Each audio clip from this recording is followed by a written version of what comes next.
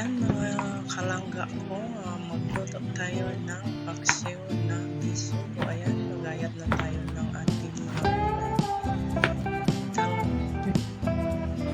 Ayan po ang ating gulay na medyo sarap. Kaya, ayan, tatlong talong yan. Damihan natin yung gulay para mas masarap.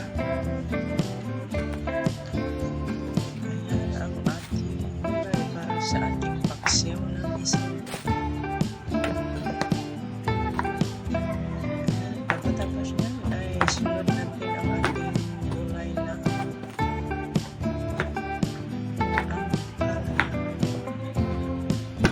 ayan, isang malaking ampalaya ang ating isugo dyan.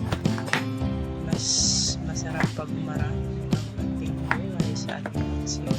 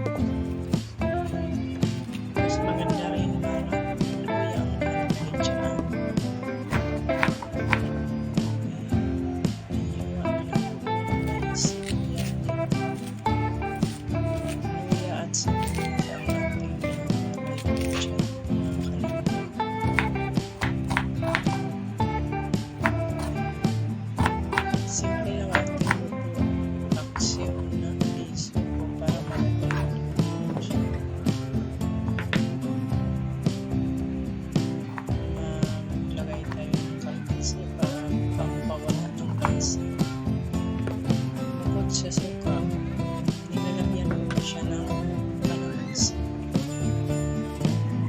Yan ang ating isda. Isugo na magalan ko yan.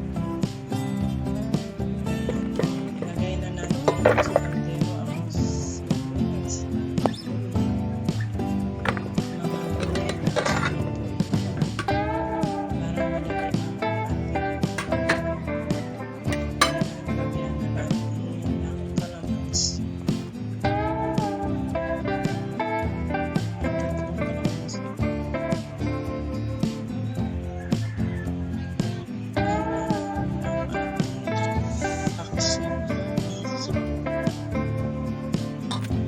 Sarap